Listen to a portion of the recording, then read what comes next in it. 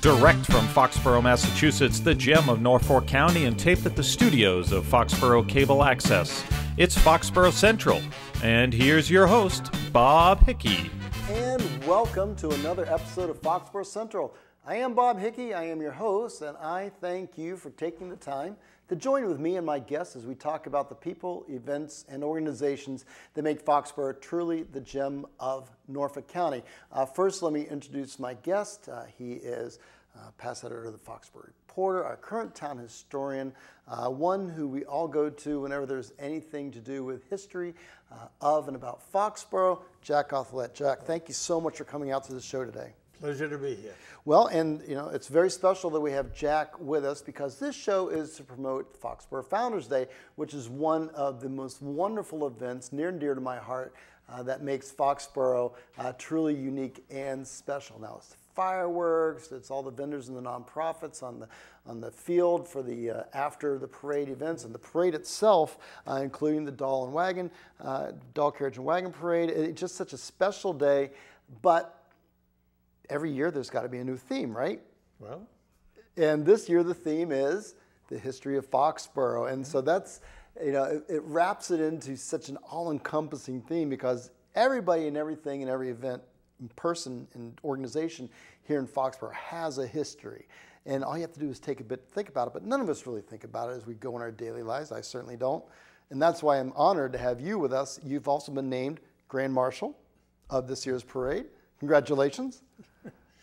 It's an honor fitting you, yes? Well, I certainly was rather surprised to get that request, and I'm not overly comfortable with the focus of it all, but I welcome the opportunity. I mean, what a fantastic year this will be. I mean, when you consider every group, every organization that has done so much for this town, this is their chance to tell their history.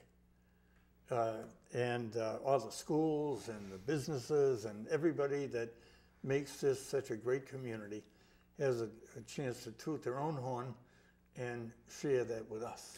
And I'm so glad that you're here to share with us. So what I'm going to do is really, this is all about the history, not only of Foxborough, but of Foxborough Founders Day, specific to the current 2017 Foxborough Founders Day, which is going to be on June 10th. Saturday, June 10th, starting with the doll carriage and wagon parade at 9:30 in the morning. The main parade is at 10 o'clock with the fire engines and all the marchers, the bands, everybody, including our Grand Marshal, Jack Othelet. And then the field activities will go once the parade ends until about 3:30, and then there'll be music and other activities on the field, and then the day's festivities wrap up with the most wonderful, spectacular fireworks display that you'll see anywhere down at the Booth Playgrounds, and that usually begins at sunset around 9 o'clock. So a big day of events, but let's focus, if you will, on the reason for the day, or the theme for the day, which is the history of Foxborough, and specifically, history doesn't just happen. History occurs, but who tells the story? Who researches it? Who keeps the tale? And that's why I'm so honored to have you here. And let's begin at the beginning. Well, it's truly an honor to be here. But Founders Day, as we know it, this grand celebration that we've all got used to and plan our summers all around it, it was not created as an event of and by itself. It is the confluence of totally unrelated things that happen to come into play at certain times in certain ways in this community. And it has built up to the point where, quite frankly, we've got one of the best shows in town to have such a grand celebration right here in our midst. I would agree with that. All that it offers families, and certainly it's the start of our summer. Or you can't go away yet. You got to go to Founders Day first. So of course we all grew up. Those of us that have been around for a while, we grew up with the old Fireman's Parade and Field Day. And I mean, that was incredible. The Grand Parade, the fire trucks, the floats, Gold Carriage Parade, the Ferris wheel, the merry-go-round, cotton candy, games of chance, games of skill. It was our first big event of summer, and you know, the call firefighters, they spent months bringing it together each year, and truly they delivered a world-class event. But when you consider Foxborough now, in the post-war building boom after World War II, Foxborough doubled in size. Okay. Now, any way you slice it, that is a lot of growth. And as the population expanded, everything was pushed to the limit. And I mean, nothing was exempt from that feeling. But one of the groups that was hurting the most because of the increased population was Boyden Library. Now, they were located in Memorial Hall. Right across the street from our studios here, yes. Absolutely. And they had been there their entire existence, almost 100 years. They had to do something.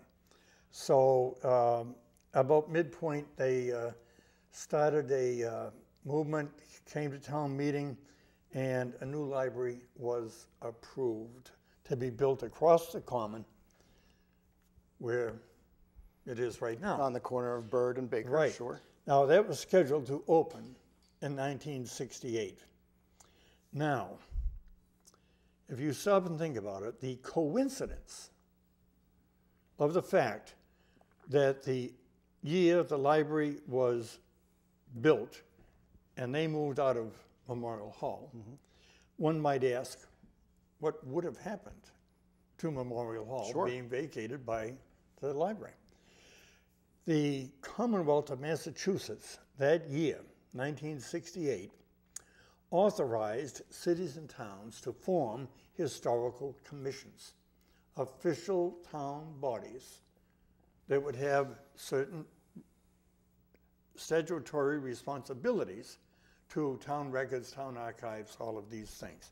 So prior to 1968, there was not a law or even a mechanism that held a town or gave a town authority to do that. Well, no, but most towns had a historical society. Okay. But Foxborough didn't even have that. Really? There was an earlier society, very active, built up many, many interesting archives, did a great job, but eventually it just kind of decompressed and phased out, and all of their archives went into Dave Bragg's barn, and Really? nobody was ever going to see him again. I mean, what do you do? So this wasn't the unique situation in other towns because they had strong societies, and it took a while to get a nice mix between the existing commission and the brand existing society and the brand new commission. But the timing was perfect for Foxborough because it had been so many years without a historical presence.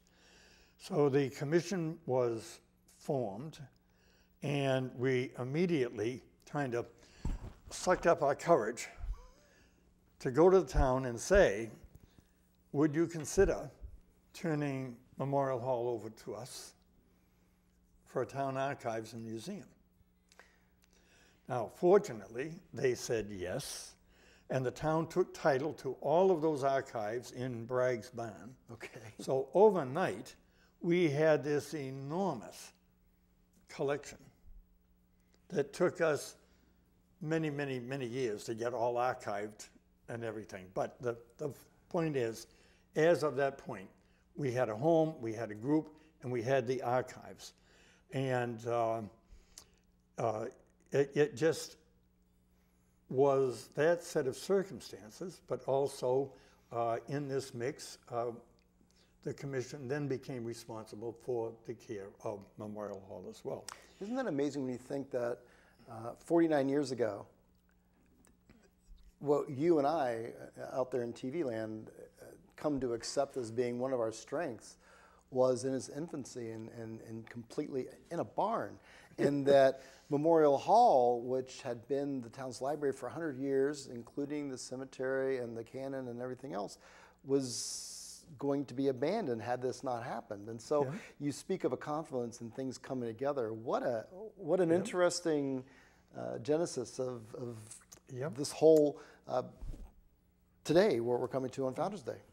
But so now we had the society, they had a home, we had the archives. However, as an official town body, you're kind of limited about certain things you can do, reaching out to groups and the community and everything. So that very next year, a Foxborough Historical Society was formed, a new one. And their mission was to support the activities of the commission, encourage it, but also they had some latitude on reaching out to groups, raising money, doing things that it might be a little awkward for the town to do. So that very first year, Bob Brown was chairman, and the society led a group off into the woods to try and find King Philip's Cave down in East Foxborough. Just in case anyone's wondering, yes, we do know where King Philip's Cave is. But that was an exciting thing to have this day. And people could celebrate the town's history by attending the program on the Common and hearing the speakers and touring some historic houses and things like that. So the following year, year 2 of the society, I was chairman at that time, and I had another idea, and that would be to have the program on the Common that would draw people to the center of town for speakers and tours and all of that. And it was a grand time, and especially for a town that had not had a historical presence for so many years. Here we are now, fully engaged with the community and a lot of support. Whether we ever would have grown to the point then of something beyond the Common, that matter of speculation. But everything was fit like a glove. It was working smooth, and the community was very comfortable. But then out of the clear blue, the firefighters made an announcement. Their ranks were growing thin. And they were a call fire department at the time, correct? Not the the professional paid group that we know as our fire department now. Right. They are the ones that had been putting on these parades and field days for so many years. They were forced to say in 1975 there would not be one. They were done. However, they made one concession. They said, we'll come back for one more shot during the bicentennial in 1978. Okay. So that eased some of the pain, stopped the bleeding a little bit, but it was just so difficult to accept. I can imagine it, because I know that earlier this year, the current Foxborough Founders Day Committee had put out a plea that they were in trouble, needed volunteers, and there was a tremendous outpouring of support, myself included, a small piece, but to re-energize and bring volume into the ranks, because they've got some super leadership. Cindy had it, Steve Drew, Chris Gustafson, Steve Uden, but needed a little bit of support as far as workers and grunters, and happy to hopefully fill that role. So I can only imagine what it was like back in 1975 when this very same announcement, without a solution, was made. Yeah, and it just, bang, it closed the door. Right. And it changed some of the plans for a lot of people, that is for sure. So here we are coming up now to the bicentennial. Foxborough at 200 years old. Both the commission and the society were very heavily involved in planning bicentennial events, but the magnitude of that year-long celebration, I mean, the bicentennial wasn't just a parade. I mean, it started early in the year with different programs, and it continued on and on and on and on, all the way up to the end of the year. So it really, really required a freestanding committee. And actually, when that committee was formed, a new name got brought into the mix. A guy that happened to be our postmaster by the name of Carl Cush. Carl Cush. And he was on that bicentennial committee, and we'll, of course, hear more about that. Now, the 200th anniversary of the town's founding was a grand, grand celebration enjoyed by the thousands. But again, bingo, right back to nothing. So it just was, there was a void in the community. There's no question about that. But during all of this, time had taken its toll on that iconic wooden statue up on the top of Memorial Hall. I mean, after all, it was carved of wood. Right. As we know, because it was just refurbished here last year, but you're talking, we're in the 1979 time frame, correct? Yes. Okay. Yes. So after a lot of study, we had to face the reality. It had to come down, and eventually it was replaced. Okay.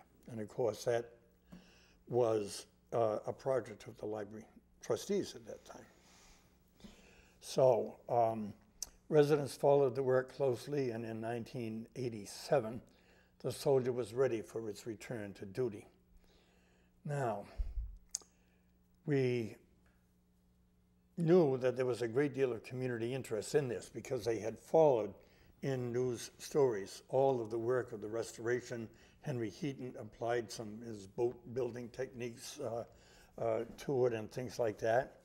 And there was just a sense that this shouldn't be a crane putting some straps on a carving of wood and setting it on the roof of the building. This was, after all, the sentinel standing guard, actually overlooking the entire center of town. But he was part of a memorial that honored those of the Revolutionary War, the War of 1812, and the Civil War. So this was pretty serious stuff. So it was decided that we would work with other groups in town, and we would plan a program that would have a sense of celebration to it. So it was just kind of cast in stone that we had to reach out to the community and invite as many as we possibly could. So on that appointed day, with a large crane ready to lift this wooden soldier into place, a grand celebration of March started at the Legion Hall on Mechanic Street, down Cohasset, up Wall, up through the center of town, right out here, stopped in front of Memorial Hall. The Legion and VFW Color Guard led the way, followed by 13 units of Girl Scouts, including Brownies, Junior Cadets, Cadets, and Daisy Scouts. The Cub Scouts were there, Boy Scouts, all represented, and the wail of sirens from 6 gleaming white trucks just energized the crowd that had lined the route of march. Selectman Jeff Peterson brought the greetings from the town.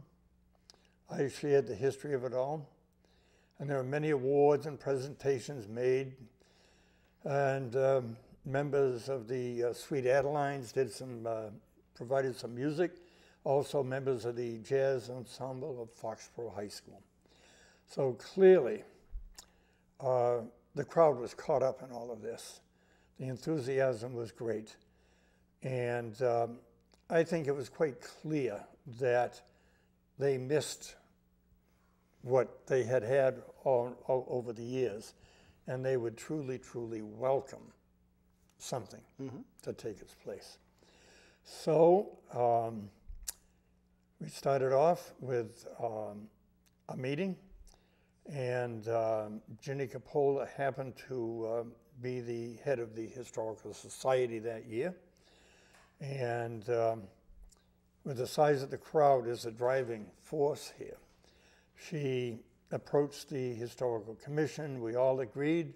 She sent out the letters to form a planning committee for the following year. And we might say there was great response. So the Founders Day Committee was formed, which included Carl, and the celebration of 1988 would be planned and presented by a freestanding Founders Day Committee. And right now we are privileged that it's Cindy who heads that and adds her dedication and devotion to keeping that alive, and all of the volunteers of the committee, all the work that goes into it. And this is just, again, who we are. But it just amazes me, the confluence of all these separate things. We could have been the town that still lacked a historical presence. Can you imagine if we did not have Memorial Hall as it is today, with our town archives, as a museum for the Scouts, as a resource, as a memorial to those who served and fell in the Revolutionary 1812 and War between the states. And we take it so much for granted, I'm sure we do, as we all drive by, because we see the stones in the yard and we see the Memorial Hall and the soldier, but how many of us really truly understand, particularly since Foxborough has recently undergone a bit of growth, and with our new development up at the former state hospital, as well as development down in the Central Street, Commercial Street area, Fisher Road. And you know, with all of this growth, how great is it that we have a strong commission and society that are keeping us grounded in our history and knowledgeable. And I say that, and I've learned so much just now, because I thought that there was just an immediate switchover from the firefighters to the Founders Day. I did not know that there was a whole, essentially a 15-year merging of the two and a transition. So how fascinating. That was a very long 15 years. That was an amazingly hard. I know how much work goes into 1 year. I cannot imagine how much work went into not only realizing the dream, but garnering the community support. Because, you know, and you had made mention, we're talking about something else, but how hard it is to create something new. It's so much easier to keep hold of what you already have. I think we're talking about exercise, but it's probably true in every walk of life. And how true is it with Founders Day, that now that we have this wonderful event, we do plan our summers around it. I do make my vacation schedule around it. Many of us do. Absolutely. And we plan our social events, our reunions, and how rich it makes us as a community to have Founders Day. And this year, by the way, I just want to make sure that we all remember that I'm speaking with town historian Jack Gothelette, my friend and neighbor as well. And we're talking about Founders Day, of which he is the Grand Marshal, coming up 2017. On Saturday, June 10th, the parade begins at 10 o'clock. Of course, you can see it here live streaming if you're not living in Foxborough at our website, www.fcatv.org. We make that available to you. I will probably be hosting it. In fact, I know I will be, along with my new co-host this year, Kristen Gustafson. We're very excited about bringing this parade to you. But as you watch the parade, and we see Jack go by, probably in an antique vehicle, maybe? They're trying to find something that was my first car. What would that be? 1936 Pontiac Coupe with a rumble seat. Wow. Okay. Yes. And I'll be on the lookout. I'm going to do a little research so I'm prepared. I might have some great-grandchildren in the... Oh, that would be phenomenal. Well, it's a tough decision for them, because they're pretty anxious about picking up some candy as the parade goes by. And but it is so cute, because when they all get to the house, they form a circle around the room, and they dump out their bags of candy, and then they split it up and share. Well, there you go. That is just a precious family That's a moment. family well raised, and I know that you and your beautiful wife Marge have family here and actually spread far. So whoever can get back here, I think that'd be wonderful to see the parade and be part of the day. Yep, but how wonderful that we could do what we did back there in 1968 with the new library, but we also had to have a new town hall. The town hall had been in rented space since the townhouse fire of 1900. And that town hall was built in 54, 1954? No, the 60s, mid-60s. Mid-60s, yeah. Okay. Yep. So it'd been a they rented had to space do for that, over 60 years. And that got the police station out of the basement of the fire station to come into the basement of town hall. I mean, all of these things. It was in the basement of the fire station and the one that's on the common? Yes. Oh my goodness. Yes. And you could, during the entire decades of the 60s and 70s, you could hear the sound of schools construction somewhere in this community, either building, expanding, redoing, whatever. And that the people of this town would go back to town meeting after town meeting and approve all of these things that we could grow as a community and provide all of our services to every person that called this place home. And when you think of that history, I say, my word, we've got so much to celebrate. How can we do it in one day? It is remarkable. Well, remarkable it is, and the other remarkable thing is that we are so close to being out of time.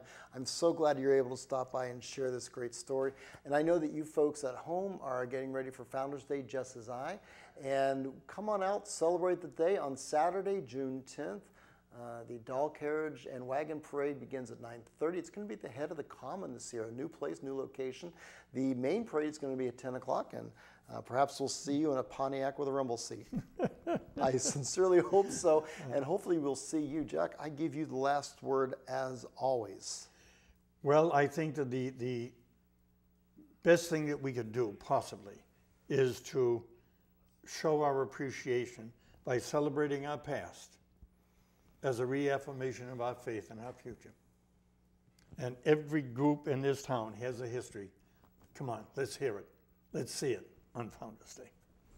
Very good. I've got nothing that I can add to that other than wishing you a wonderful day, Foxborough. I'll see you on June 10th, and don't forget, if you need more information, you can log on to their website at www.foxboroughfoundersday.org, spelled the old way with the UGH, the real way, or you can be their friend on Facebook. On behalf of all the volunteers here at Foxborough Cable Access, my sincere thanks to Jack Alfolet for joining me today and joining us and sharing the story of Founders Day. I'm not going to say that was the rest of the story. I'll just say it was a beginning to a great story. Take care, Foxborough.